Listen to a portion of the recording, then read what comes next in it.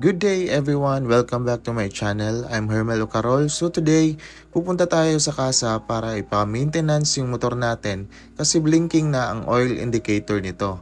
But before that, I would like to thank everyone who watched my previous upload na pumalo almost 10k views. Thank you so much for engaging on that video, and for those who subscribe to my channel, I really appreciate it.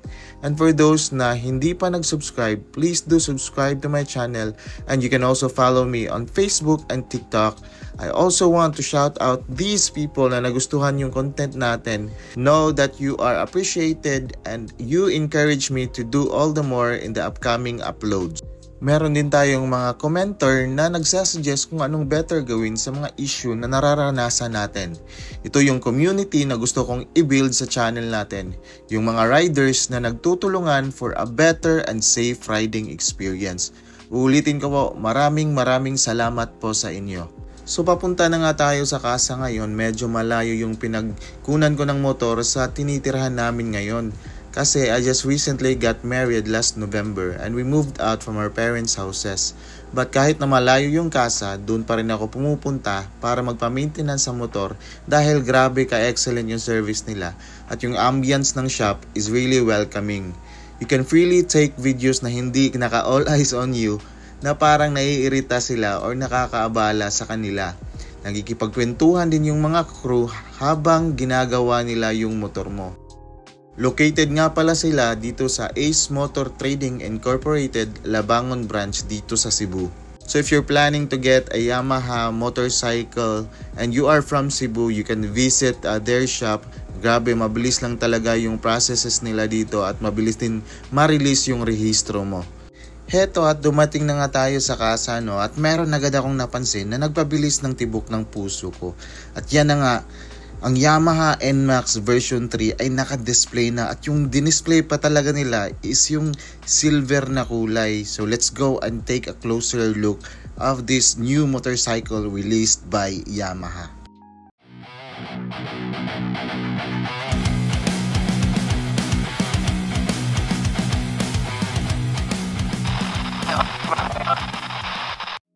Ayan na nga at nandito na ang Yamaha NMAX version 3 at nilagay pa talaga nila side by side sa version 2 para malaman talaga ng tao kung ano yung pinagkaiba sa outer looks nito. Yung una ko talaga napansin dito ay yung muka at visor nitong version 3. If you can see the comparison sa version 2, yung visor nito is medyo sharp yung dulo. When it comes naman sa version 3, may straight cut siya sa dulo. And yung mukha talaga niya is really different. It looks like other brands na hindi ko na i-mention kasi baka mabash tayo dito, no? But for me, I like the design kasi Yamaha is evolving into a different taste, which is a sign of growth, catering buyers who have different taste in choosing looks into a motorcycle. So ang kagandahan lang nitong version 3 is debaso na siya, no? Medyo maliit lang talaga yung baso niya compared sa regular ones or yung KYB shock. But it will be good for its purpose. But we don't know if tad-tad pa rin ba to or okay ba tong dibasong nilagay nila. So ito yung POV mo pag sinakyan mo na itong version 3. There's a bit of difference in the design lalo na sa labas ng packets nito. Sa version 3 may sharp edges na to, no? Mukha siyang X-Max. While yung version 2 naman is flat surface lang din, di ba? I'm not sure kung kapareho lang capacity ng packets nito, but the difference is that version 3 is USB ready na, but version 2 still needs an adapter to charge your phone gaya ng Aerox. So yung version 2 ay hindi dibaso, no, compared sa version 3. So ganito naman yung difference nila sa likod ng version 3 at version 2. Yung version 3 ay para na talagang X-Max, no? Tingnan mo. LED na rin yung lights nitong version 3. Medyo lumiit lang talaga yung seat storage capacity nitong version 3 compared sa version 2, no? Ewan ko kung bakit, but I think because of its frame. Ito rin na nagandahan ko sa version 3, no? Meron na siyang built-in na MDL or mini driving light, but hindi pa natin alam kung maliwanag ba talaga yan kasi hindi pa natin natitest yan. But it's a good additional, thinking na mahal magpakabit ng MDL lights sa motor natin. So which do you think is better looking? Is it the Yamaha NMAX version 3 or the Yamaha NMAX version 2? So comment down below kung alin ba sa dalawa yung mas gusto nyo, yung version 2 or version 3. At kung bibili ba kayo ng version 3, let me know. So ito din yung napansin ko sa version 2, yung signal lights niya is nasa ibaba ng fork, while yung version 3 naman ay nasa gilid na ng headlights. So kakaiba din to, no? So while we're here and waiting na matapos yung pag-change oil at pag may maintenance ng motor natin, no, let's go ahead and check the updated price for their motorcycles for 2025. So let's start off with MIUI 125. So SRP 77,900. Makikita nyo rin yung down payment dyan at yung payment plan at yung rebate ng motor na to. Next up is the Mio Aerox 125cc S version. SRP is 146,000. Down payment is 14,700 para makuha mo na tong motor na to.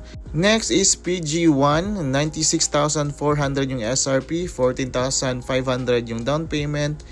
Napakaganda nitong gawing project bike, no? Modern look na classic. Yamaha Fazio is 93,900 SRP, down payment 9,500. Available kulay nila dito is yung black and white na naka-display.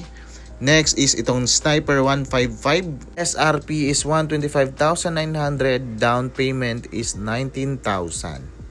Yan lang ang mga naka-display sa kasa, no? But they still have many motorcycles that are being sold like X-Max, XSR, Gravis at iba pa na nasa bodega lang nila. So if you are from Cebu and are interested to check them out, you can go to Ace Motorcycles Incorporated Labangon branch. So ito na nga ang pinakahihintay ng lahat. Magkano nga ba yung presyo ng Yamaha NMAX version 3 versus the Yamaha NMAX version 2? At kung sulit nga ba kung mag-a-upgrade ka?